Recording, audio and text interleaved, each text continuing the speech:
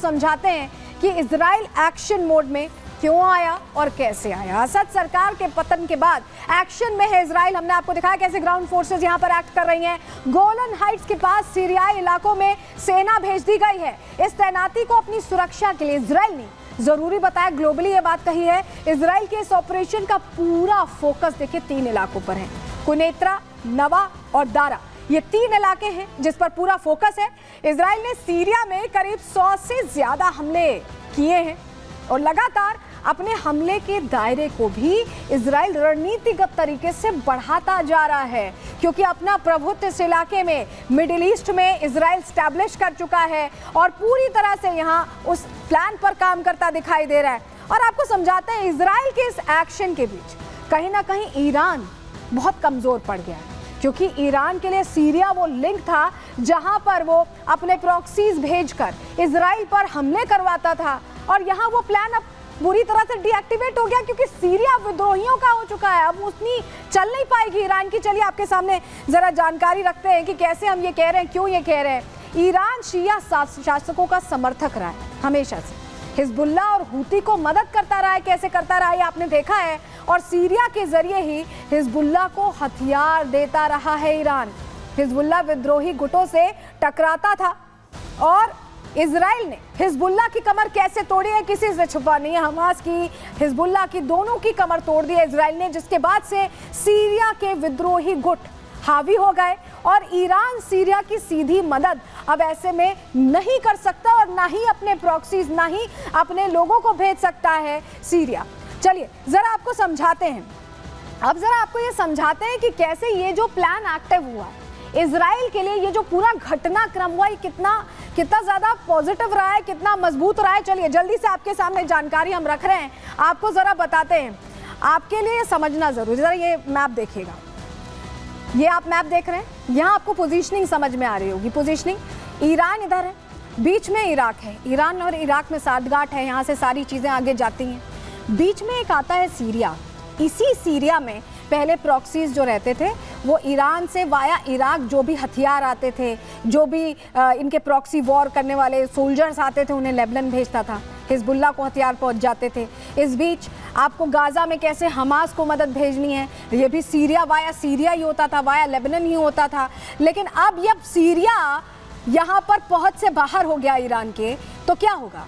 ये होगा कि ईरान को वो हथियार भेजने में दिक्कत आएगी। हिजबुल्लाह के पास हथियार नहीं पहुंचेंगे, हमास तो लगभग खत्म हो ही चुका है, यूती भी कैसे अब धराशायी हो गया है। तो ऐसे में सीरिया का गायब होना अपने आप में बहुत बड़ी मुश्किल खड़ी कर रहा है, लेकिन इजराइल को उतनी ही मजबूती दे रहा है। ऑपरेशन न्यू ईस्ट, ये जो इजराइल चला रहा है, इससे क्या हो रहा है? लगातार हथियारों की डिपो को इजराइल निशाना बना रहा है। आपके सामने हम ये जानकारी रख रहे हैं। इजराइल को लगता है कि इसी इलाके से वेस्ट बैंक को मदद दी गई है, जहां पर जिस तरह के हालात बन रहे थे आप जानते हैं, और साउथ लेबनान में भी हथियारों की सप्लाई यहीं से की जाती है। इस इलाके में ना तो इजराइल का सर्वेलांस था, ना इजराइल पता कर पाता था, लेकिन अब इजराइल आगे बढ़ रहा है।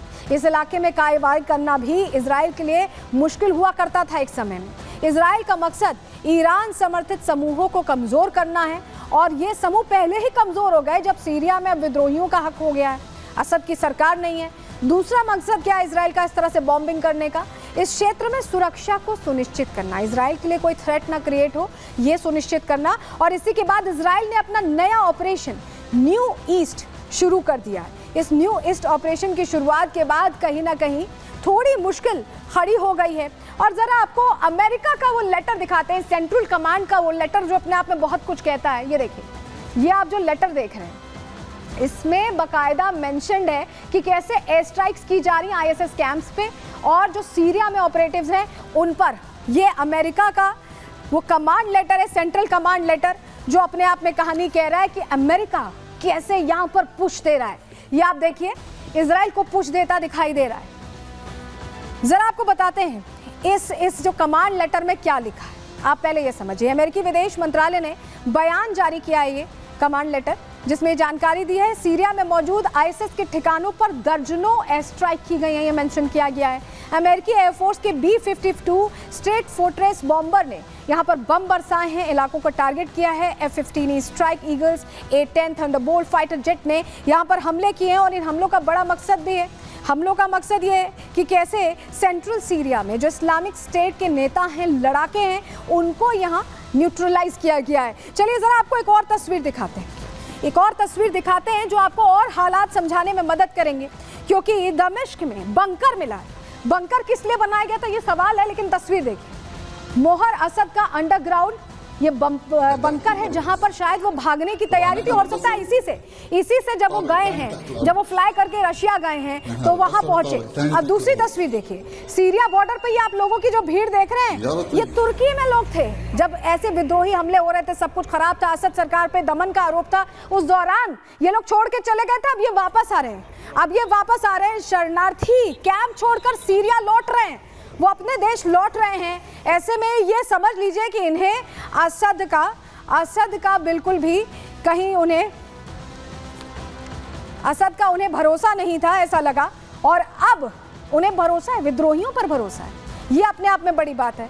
लेकिन तख्ता पलट की जो पूरी कहानी है वो हम अब आपको बताने जा रहे हैं। देखिए 27 नवंबर का वो दिन था जब एसटीएस ने एलेप्पो में बड़ा ऑपरेशन शुरू किया। वहां से शुरुआत हुई और विरोधी समूह एलेप्पो के 1 किलोमीटर अंदर घुस गया 28 तारीख को, अगले ही दिन। रणनीतिक रूप से जरूरी सार्किब जिले पर नियंत्रण कर लिया गया 29 तारीख को। और 30 तारीख को क्या होता है कि मरात अल नुमान खान शायकुन जारजान जिले पर नियंत्रण कर लिया जाता है, यानी सिलसिलेवार तरीके से आगे बढ़ते गए। 1 तारीख को अमेरिकी समर्थित सीरियाई फ्री आर्मी ने 2 जिलों पर हमला शुरू किया और 2 तारीख को हामा प्रांत में शासन बलों से 16 और आवासीय क्षेत्रों पर कब्जा हासिल कर लिया इन विद्रोहियों ने।